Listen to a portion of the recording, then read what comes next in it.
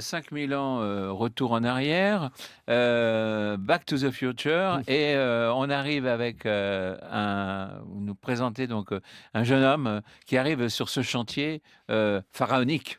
Oui, Là, là on peut le mot employer le est, terme. justement employé. Oui, là on peut l'employer. Bon, d'abord, il fallait bien que je fasse mon coming out, c'est-à-dire que j'avoue, j'ai construit la grande pyramide. Bon, Bien sûr, on s'interrogeait qui était l'auteur, ben voilà, maintenant je c'est le beau. dis, c'est moi. Bon, il fallait que je le dise. Ouais, salut. Alors, le rocher d'Oreb, en rapide, hein. En rapide. Éternel, le rocher d'Oreb. Bon, sérieusement, parce que là, c'est une histoire de rocher, c'est... Jusque-là, il n'y a rien de sérieux, hein, tu vois bien, je suis obligé de faire des présentations rapides, histoire que l'on sache que je connais mon sujet, quoi. Donc, rocher d'Oreb, nombre, 20, 1 à 13. Hein. On prend pas 1 à 13, on prend juste 20. Toute l'assemblée des enfants d'Israël arriva dans le désert de Tsin le premier mois, et le peuple s'arrêta à Kadès. C'est là que mourut Marie et qu'elle fut enterrée. Donc c'est quoi? Définition de Kadès, Kadesh, hein, c'est saint consacré. Donc c'est là où elle est morte, là où il y a eu le saint qui fut consacré. Donc une ville extrême sud de Juda ou également Kadesh à Kadès Barnea. Juge 11. C'est lorsque Israël est monté d'Égypte, car lorsqu'Israël est monté d'Égypte, il a marché dans le désert jusqu'à la mer Rouge. Et il est arrivé à Kadès, le saint consacré. Donc la religion qui a tué Marie, Mithra, culte perse-romain, le culte de l'Empire romain de Mithra a assimilé une grande partie du panthéon persan, y compris Ahriman, souvent interchangeable dans une certaine mesure avec Zurvan ou Hayon.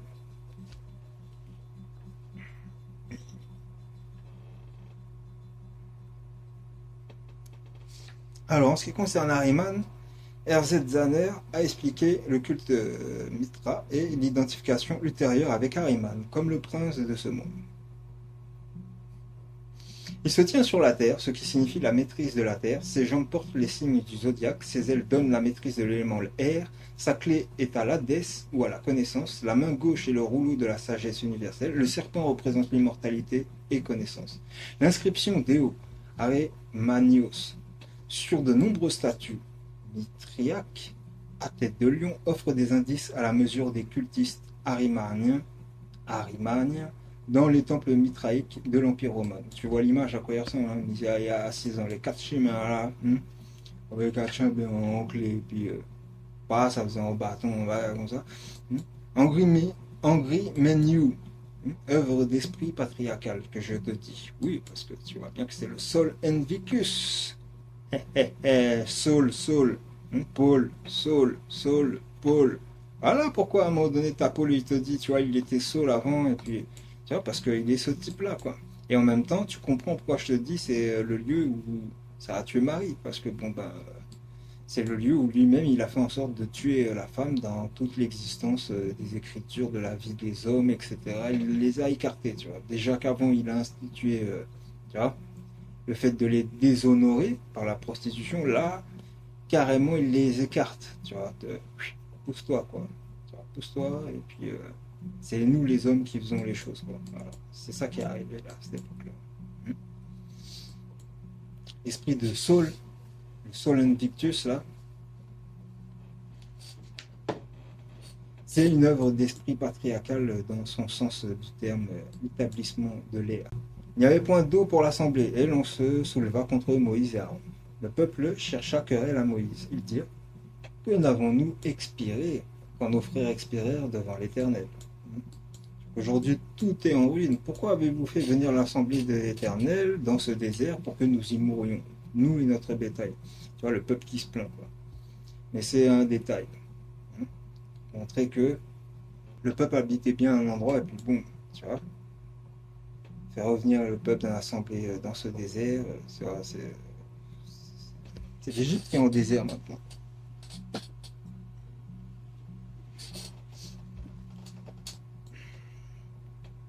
Tu trouves la référence en Jérémie 22, 6.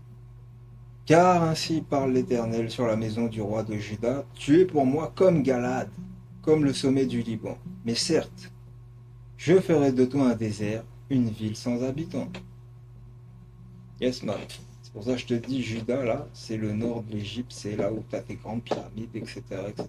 Qu'est-ce qui va le prouver? Ce qui va être à la fin même, là, où je vais t'expliquer l'histoire du rocher d'Oreb, avec l'eau qui en est sortie. Là. Tu vas comprendre que c'est le lieu même, tout part de cette histoire de rocher, je suis votre rocher, je suis, tu vois. En parlant de Moïse et Aaron. Pourquoi nous avez-vous fait monter hors d'Égypte pour nous amener dans ce méchant lieu? Ce n'est pas un lieu où l'on puisse semer, il n'y a ni figuier, ni vigne, ni grenadier, ni d'eau à boire. Moïse et Aaron s'éloignèrent de l'assemblée pour aller à l'entrée de la tente d'assignation. Regarde la tente. Ouais, ça c'est une tente. Tu vois, la grande pyramide là, tu me disais Khéops. C'est pas Khéops. C'est pas Khéops. Tu vois, c'est signé. T'as des portails. Et puis, tuyautières. Bien vu. Elles sont orientées. Tu as vu que c'était orienté sur des constellations bien précises. Orion, l'ours mineur et puis Alpha Draconis, quoi. Donc, tu as la grande ours, la petite ours, le dragon d'un côté, puis de l'autre, tu as Sirius et tu as Orion. Tu comprends? Ceinture d'Orion, Sirius, Isis, Osiris. L'autre côté, l'ours, tu vois? La petite et la grande ours, hein, c'est le prophète. Le Draco, là, c'est le dragon, c'est. Tu vois ce que je veux dire? Il est pris aujourd'hui en compte et l'autre, il s'apparente à ça, en fait, Apophis. Voilà. Le dragon ancien, voilà. Codification, voilà, c'est en haut. Les étoiles. Et si tu l'avais pas remarqué, les couloirs ont tendance à former une espèce de petit bonhomme, tu vois, comme Osiris avec son chapeau, tu vois, simplifié, qui tient une maison dans ses mains, comme s'il court. Il court, et puis il a son chapeau, tu vois ce que je veux dire, royal, et puis il court, et tu sais pas où il va en fait. Comme s'il glisse sur une espèce de traîneau. Et c'est symbolique du bonhomme dans la pyramide. Et Osiris, tu vois, dans sa pyramide en fait, tu vois. Pyramide des rois, la pyramide de la résurrection. Voilà. C'est pour ça que tu as ces signes. C'est Orion, Sirius, sa minor, sa major, le Draco, ça fait 5, hein, tu vois. Je t'ai parlé d'Avatar, donc il y a des gens qui sont apparentés à tout ça. Voilà. Signature, c'est une signature. C'est comme ça que Amenhotep a signé, tu vois, lié à le lieu, l'histoire qu'il y a dans ton bouquin là, l'Exode, etc., qui vient témoigner de pourquoi il n'y a pas de nom sur la pyramide, pourquoi elle est codifiée de cette manière, liée aux étoiles, etc. Le peuple il était déjà ailleurs. Hein. Bref, ils tombèrent sur leur visage. Quand ils sont à Moïse et Aaron s'éloignèrent de l'assemblée pour aller à l'entrée de la tente d'assignation, ils tombèrent sur leur visage et la gloire de l'Éternel leur apparut. Amenhotep Ier et Or. Pour ça, minor, c'est ce que je veux dire. Et major, Or, Or. Pour Amenhotep Ier, Orion. Avec Sirius pour sa compagne, quoi, Isis. C'est vraiment pas un tombeau. Pourquoi je vous dis ça? Parce que qu'est-ce que c'est qu'un tombeau pour nous aujourd'hui? Un tombeau, c'est un endroit où on met un corps qui va se décomposer. Ensuite, il va rester un squelette. Et puis, on va venir, quand on vient encore à la Toussaint ou de temps en temps, rendre un petit hommage aux disparus. Rien à voir avec les pyramides égyptiennes. Pyramide égyptienne, d'abord, c'est l'aboutissement de tout un complexe architectural qui part d'un temple de la vallée, de ce temple où on momifie le pharaon. Alors, momifier, c'est pas enterrer. Momifier, c'est transformer un corps mortel en corps osirien, donc en support de résurrection. À partir de là, il y a une chaussée montante avec des reliefs, celle de Khéops a malheureusement disparu, qui se termine sur la face est de la pyramide par une chapelle où on rend un culte quotidien, une sorte d'animation de l'âme de ce qu'ils appellent le Ka du pharaon, donc de sa puissance créatrice. Et c'est celle-là qui inonde en réalité la population et le territoire d'une certaine puissance de vie. Et à l'intérieur, c'est une sorte d'athanor alchimique, au fond, où la mort est transformée en vie. C'est donc le contraire d'un tombeau. Mais alors, Prends la verge et convoque l'assemblée, toi et ton frère Aaron. Vous parlerez en leur présence au rocher et il donnera ses eaux. Tu feras sortir pour eux de l'eau du rocher, et tu abreuveras l'assemblée et leur bétail. Moïse prit la verge qui était devant l'Éternel, comme l'Éternel le lui avait ordonné. Moïse et Aaron convoquèrent l'assemblée en face du rocher. Moïse leur dit, écoutez donc, rebelles, est-ce de ce rocher que nous vous ferons sortir de l'eau? Vous savez, la provocation est un peu... Écoutez donc, rebelles. C'est déjà que là-dessus, là, il y aura logiquement beaucoup de remises en question. Ouais, comment tu fais? T'as un bâton magique, tu fais sortir de l'eau, tu vas suivre d'un rocher, comme ça, tout. C'est quoi cette histoire, quoi?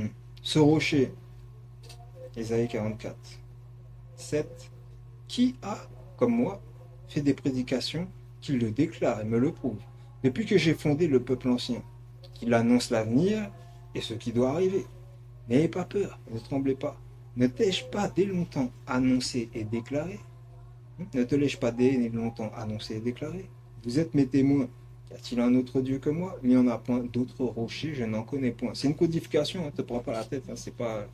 Il n'y a personne qui prend la grosse tête. C'est une codification. Y a-t-il un autre Dieu que moi? Il n'y en a pas d'autre rocher, je n'en connais point. Donc tu sais que c'est lié au rocher. Alors, tu vois, je suis votre rocher, celui qui disait ça, tout ça et tout. Garde ça en tête, c'est une référence codifiée. C'est lié à ça, cette pyramide. C'est une manière de signer dans le verbal. Puis Moïse leva la main et frappa 2 fois le rocher avec sa verge. Il sortit de l'eau en abondance. L'assemblée but et le bétail aussi. C'est déformé, mais c'est pour t'expliquer une autre réalité, tu vas voir. Alors l'Éternel dit à Moïse et à Aaron, parce que vous n'avez pas cru en moi pour me sanctifier aux yeux des enfants d'Israël, vous n'entrerez point, vous ne ferez point entrer cette assemblée dans le pays que je lui donne. Vous ne ferez point entrer cette assemblée dans le pays que je lui donne. Donc cette assemblée-là, là, elle ne rentre pas dans le pays que je vais lui donner, tu vois, que je lui donne, c'est-à-dire la nouvelle terre. Ce sont les eaux de Mériba où les enfants d'Israël contestèrent avec l'Éternel qui fut sanctifié en eux. Alors, les eaux de Mériba. Mériba, tu fais un parallèle avec Exode 15, ils te disent, ils arrivèrent à Mara, mais ils ne purent pas boire d'eau de Mara parce qu'elle était amère. C'est pourquoi cet endroit fut appelé Mara. Le peuple murmura contre Moïse en disant, que boirons-nous? Moïse cria à l'Éternel, l'Éternel lui indiqua un morceau de bois qu'il jeta dans l'eau, et l'eau devint douce. Ce fut là que l'Éternel donna au peuple des prescriptions et des règles. Et ce fut là qu'il le mit à l'épreuve. Voilà. Donc regarde, tu arrives en 2, il y avait l'ancêtre de l'autre fou là. Ahura Mazda, Mitra, c'était Gédéon. Gédéon, prophète de l'Éternel, en environ moins 1400 avant la bêtise humaine. Fabrique la religion qui provoquera la mort. Fabrique la religion provoquant la mort. Religion d'Ahura Mazda. Rama, Mara, Mériba. Tu vois, les eaux de Mériba, où les enfants d'Israël contestaient avec l'Éternel qui fut sanctifié en eux. Et là, ce fut là que l'Éternel donna au peuple des prescriptions et des règles, et ce fut là qu'il le mit à l'épreuve. Regarde. Mériba égale contestation, virgule, querelle. C'est ça que ça veut dire en hébreu. Une source à Réphidim au désert de Sin, ainsi appelé car les Israélites ont murmuré contre Dieu. Ou en 2, le nom du lieu où l'eau a jailli du rocher à la frontière sud de la terre promise. Le peuple avait encore murmuré contre Dieu. Puisque Mériba c'est querelle, contestation, puisque 2 endroits c'est la même chose, avec des eaux, tu comprends le lien, j'ai pas besoin, tu vas te faire un dessin, garçon, c'est simple comme bonjour. Bon. Puis Moïse leva la main et frappa 2 fois le rocher avec sa verge. Donc de ce lieu de contestation, tu vois, Nombre 20, 13 ou Exode 15 à 25, tu as les 2 faits qui sont relatés. Donc le fameux miracle du rocher que tu frappes 2 fois. Donc eau égale connaissance des peuples de toute la terre. Tu prends cette référence-là, Apocalypse 17, ils disent ils combattront contre l'agneau, et l'agneau les vaincra, parce qu'il est le Seigneur des seigneurs, le roi des rois, et les appelés, les élus, et les fidèles qui sont avec lui les vaincront aussi. Et il me dit, les eaux que tu as vues, sur lesquelles la prostituée est assise, ce sont des peuples, des foules, des nations et des langues. C'est la connaissance des peuples. Voilà. Christ le rocher, frappé qui désaltère. Moïse voulait servir l'Éternel et son peuple, mais il ne s'est pris d'un article. Bon, on s'en fout, je sais pas la mention, on s'en fout. Juste c'est pour que tu puisses voir comment les gens ont tourné cette réflexion. Voilà. Voilà. L'Éternel parla à Moïse et dit, regarde bien, prends la verge et convoque l'assemblée, toi et ton frère Aaron, vous parlerez en leur présence au rocher, et il donnera ses eaux. Le bâton de Moïse avait fait son œuvre à Horeb en frappant le rocher. C'est la résultance. Donc il a été dit de parler au rocher, mais au lieu de cela, Moïse a frappé le rocher, sur le texte. En parlant à son serviteur, Dieu n'avait pas fait de reproche au sujet des fils d'Israël, mais Moïse les a appelés rebelles, et ils ne servaient pas dans l'état d'esprit de l'Éternel. Moïse a cherché à satisfaire la soif du peuple, de Dieu, mais il n'a pas agi pour la gloire de Dieu. Malgré la faute de son serviteur, Dieu est intervenu à ce moment-là, comme il le fait souvent maintenant. Il a donné la bénédiction au peuple, bien qu'il ait dû châtier Moïse pour son comportement inapproprié. La faute était très grande, non seulement parce que c'était une désobéissance au commandement formel de l'Éternel, mais parce qu'elle changeait le type ou le symbole.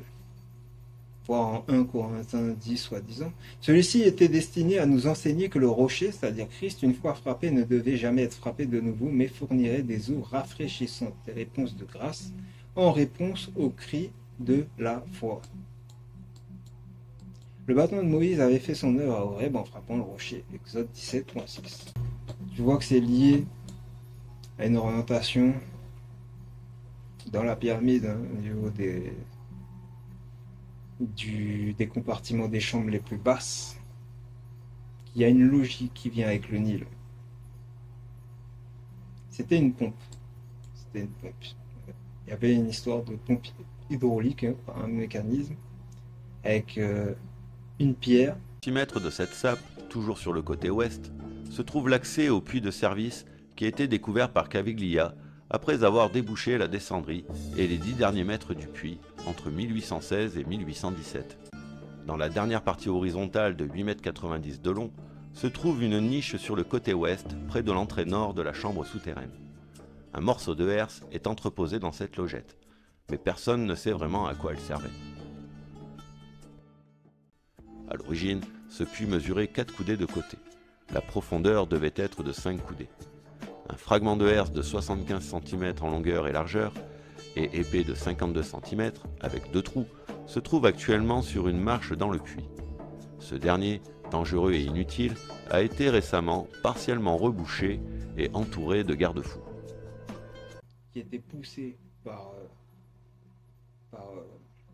alors moi, je soupçonne tout simplement qu'il y avait un système de geyser en fait, dans le sous-sol, et que la pyramide a été construite pile à cet endroit-là pour avoir en fait un mécanisme possible d'une force qui est exercée par l'eau, c'est-à-dire, je veux dire, et la pression avec la chaleur, pour soulever une pierre, c'est ce que je veux dire, qui va laisser passer l'eau et qui, une fois que la pression est terminée, tout va venir en fait se recaler. Tout simplement, tu vois ce que je veux dire. Une fois que la pression est terminée, se recaler et se faire bouchon pour laisser l'eau, tu vois, qui est remontée, tac, tac, tu vois ce que je veux dire. Puis à chaque fois, ça faisait ça, tac, tac. Puis ça montait, ça met en pression. Et tout ce qu'il y a dans l'eau, dans la chambre, en fait, bah, ça monte, tu vois bien, hein, ça monte. Hein. Ça monte en pression dans la chambre, je crois que c'est la chambre des rois, là, tout en haut, la reine, bref, c'est qui est tout en haut, là. Intermédiaire avant, oui, pour faire un jeu de vide, tu comprends, pour amener l'eau à monter. Et pareil pour les embouchures à l'extérieur, étant donné qu'elle donne, tu vois ce que je veux dire, sur l'extérieur de la pyramide, ce qui se passait après, c'est que l'eau, elle coulait sur l'extérieur de la pyramide. Voilà. Quel détail il manque? Il y avait une barrière tout autour de la pyramide où il y avait des bateaux qui étaient posés sur cette eau, tu vois, dans des bassins. Il y avait une logique qui en ressortait avec la conception de la pyramide, l'eau, les bateaux et la connaissance qui est liée à tout ça, quoi, le grand voyageur.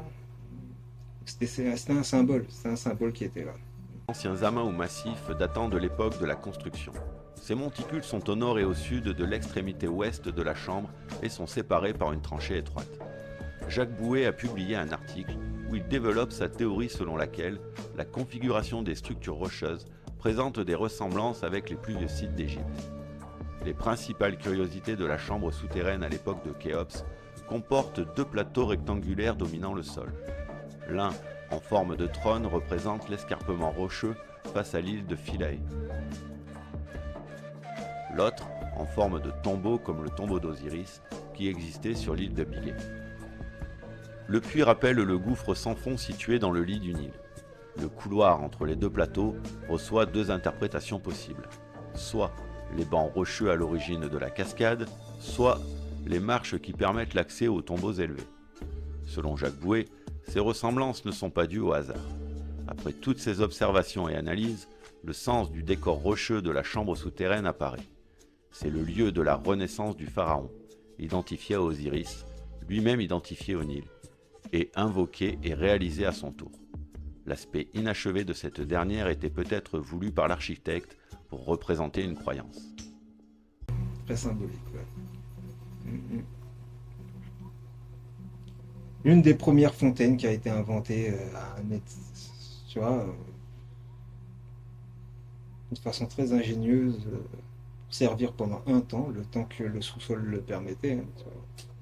Jusqu'à ce que l'eau finisse par s'enfoncer encore plus dans le sol, quoi.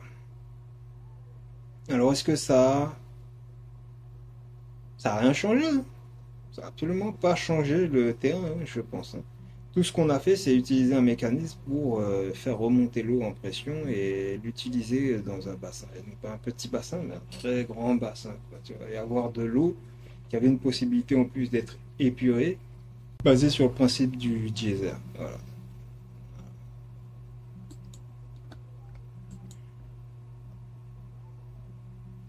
Bon, ben, on a fini. Ça dure 25 minutes. C'est génial. Pour moi, c'était déjà trop là, encore. Ah, quelle aventure, hein? Quelle histoire, hein? Ouais, quand il nous a emmenés à l'aventure, j'ai de refaire toute l'histoire, expliquer ce qui était là avant, que les gens y connaissaient, hein, qui n'étaient pas connus de ceux qui n'avaient pas forcément la même langue que nous, puisque bon, voilà, c'était des savoirs qui étaient connus des prêtres, et pas forcément de toute la masse des peuples, quoi, dans notre peuple à l'époque. Voilà.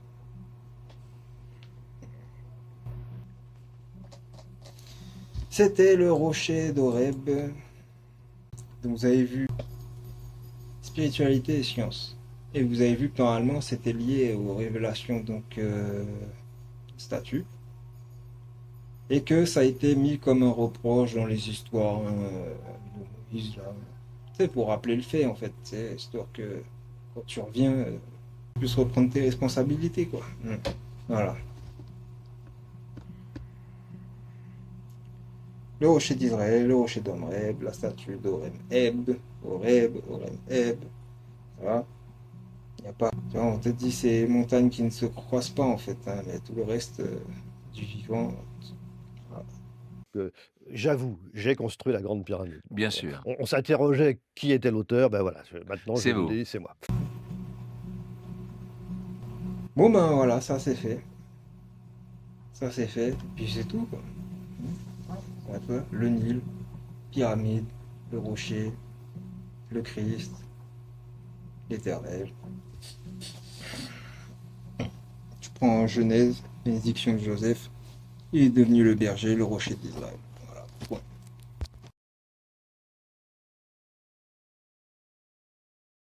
Bon, il fallait que je le dise, donc je raconte mon histoire, puisque j'ai maintenant un peu plus de 5000 ans, donc je peux me permettre quand même d'écrire mes mémoires. 3000 ans ou 4000 ans de civilisation, est-ce que c'était est-ce que tous ces pharaons finalement ont rayonné sur l'Égypte en même temps? Ou est-ce que c'était le dernier qui pouvait rayonner ou qui rayonnait, juste après son décès? Est-ce que l'Égypte entière vivait dans cette espèce de mystique? Alors les Égyptiens étaient persuadés d'une chose, c'est que l'institution pharaonique venait des dieux et que sans cette institution pharaonique, le soleil ne pouvait pas se lever, la crue du Nil ne se produirait pas, les récoltes ne pousseraient pas. Pharaon était en sorte le garant d'une sorte d'équilibre entre le ciel et la terre. Et à l'époque des pyramides, au fond, il n'y a pas de contact strictement individuel entre l'homme et Dieu. Il y a cet intermédiaire, mais qui doit assurer à son peuple, je dirais, le bonheur matériel et spirituel. Et ce qui est demandé à chaque pharaon, c'est de faire ce que le précédent n'a pas encore fait. C'est-à-dire qu'on n'est pas en plus, on n'est pas du tout dans une dictature, on n'est pas non plus dans quelque chose d'uniforme, car chacun crée un nouveau monument. Aucune pyramide ne ressemble à une autre. Et chaque chef d'État, au fond, parce que c'est un chef d'État, le pharaon, et qui travaille avec des provinces. C'est un système en réalité assez décentralisé. Il y a bien un cœur qui est là où la pyramide est édifiée, mais il y a en même temps tout un système de répartition du pouvoir et des pouvoirs.